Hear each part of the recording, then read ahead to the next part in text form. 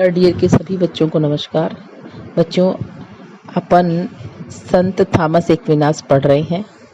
Aquinas के मैंने आपको राज्य संबंधी विचार और कानून संबंधी विचार पढ़ाए हैं। आज मैं आपको एक्विनास जो है वो मध्य युग का महानतम समन्वयवादी विचारक थे, इसके बारे में बताऊंगी और अरस्तु के ईसाईकरण के बारे में बताऊंगी। बच्चों, जैसा कि आपको पता है कि संत थॉमस एक्विनास जो है वो मध्य युग के महानतम समन्वयवादी विचारक थे।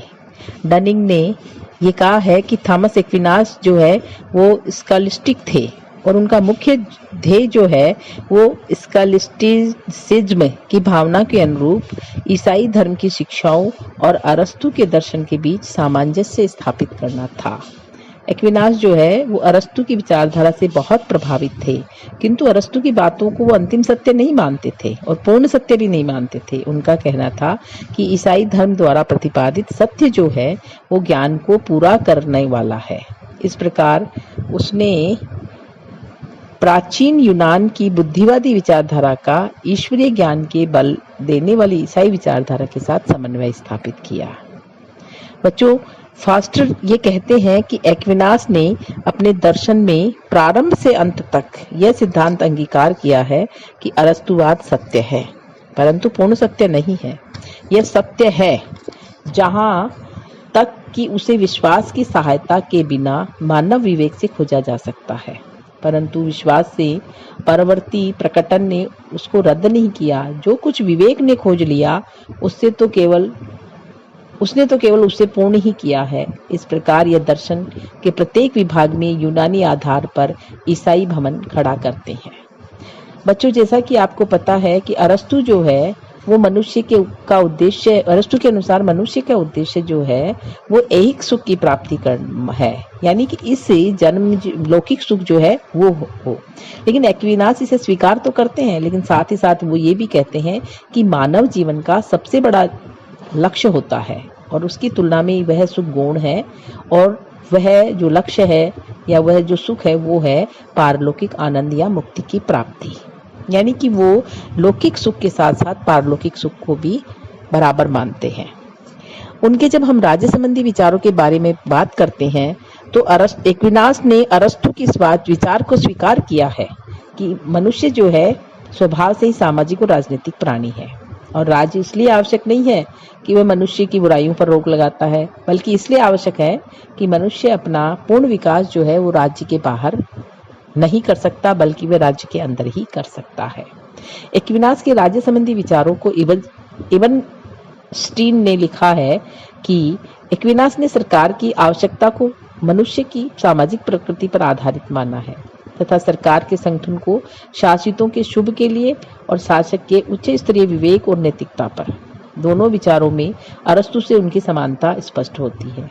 बच्चों, जैसा कि आपको पता है कि एक्विनास जो है वो राष्ट्रीय राज्य को प्राथमिकता देते हैं। वो राज्य में पाई जाने वाली राजनीतिक सत्ता का अंतिम स्रोत ईश्वर को मानते हैं। इसके समर्थन में वह बाइबल का एक प्रमाण देते हैं। विश्व में ईश्वर के अतिरिक्त और कोई दूसरी शक्ति नहीं है। वह अपनी स्थापना को अरस्तु के इस आध्यात्मिक सिद्धांत से पुष्ट करते हैं कि मानव जगत का अंतिम कारण तथा इसे प्रथम गति प्रदान करने वाला है। इस संबंध में एक्विनास ऑगस्टाइन का यह तर्क भी प्रस्तावित करते हैं कि भगवान योग्य जातियों को ही राजनीतिक सत्ता प्रदान करता है। एक्विनास जो है वो इस मत का प्रतिपादन करते हैं कि जिस प्रकार भौतिक सुख की प्राप्ति के लिए राज्य आवश्यक है, उसी प्रकार अंतिम ध्येय की प्राप्ति के लिए चर्च एक आवश्यक संस्था है। और बच्चों, एक्विनास ने जो कानून संबंधी बातें, कानून को जो 4 भागों में बांटा है, उन कानूनों में अरस्तु जो है वो कानून को बुद्धि का परिणाम मानते हैं, परंतु एक्विनास इसके साथ साथ उनसे सहमति रखते हुए कानून में ईश्वर द्वारा प्रदत्त शाश्वत और देवीय कानून को भी सम्मिलित करते हैं। उन्होंने 4 प्रकार के कानून बताए हैं: शाश्वत कानून, प्राकृतिक कानून, देवीय कानून, मानवीय कानून।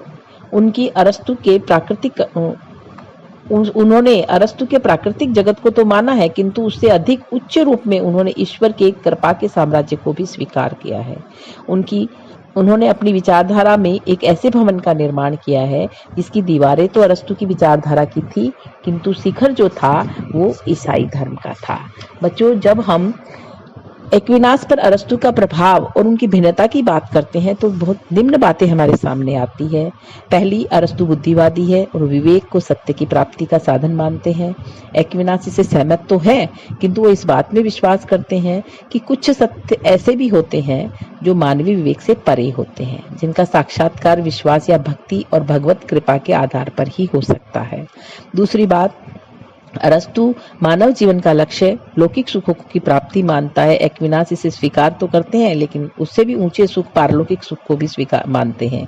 यानी कि एक्विनास जो है जीवन के दो लक्ष्य मानते हैं, पहला लौकिक सुख और दूसरा पारलौकिक सुख। तीसरी बात यह है कि अरस्तु समाज और राज्य को सुखी और श्रेष्ठ जीवन के लिए आवश्यक परिस्थितियां प्रस्तुत करने वाला साधन मानते हैं। एक्विनास मानते हैं कि शासक को अच्छे जीवन की अवस्थाएं उत्पन्न करनी चाहिए, किंतु वे भौतिक सुख और आध्यात्मिक आनंद दोनों के लिए हो। शासक के द्वारा अपने इस कर्तव्य का पालन चर्च के निर्देशों और आदेशों के अनुसार ही किया जाना चाहिए।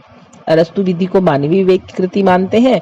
एक्विनास उनसे सहमति रखते हुए भी विधि में शाश्वत और देवीय विधियों को भी सम्मिलित करते हैं। इस प्रकार जब हम इन दोनों के विचारों को देखते हैं तो हमें ये सीधा समझ में आ जाता है कि एक्विनास जो है वो अरस्तु को अंतिम सत्य नहीं मानते। अंतिम सत्य का प्रवक्ता जो है वो अरस्तु के स्थान पर किसको मानते हैं? ईसाइयत को मानते हैं। लेकिन कुछ विषयों के संबंध में उसने ईसाइयत के प्रचलित विचारों को छोड़कर अरस्तु के विचार अपनाए हैं।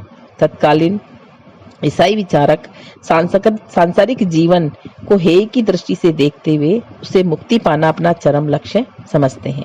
वे राज्य को एक अस्वाभाविक संस्था और मनुष्य के आदिम पाप का परिणाम मानते हैं। लेकिन एक्विनास जो है वो ईसाइयत से इस संबंध में सहमत नहीं थे।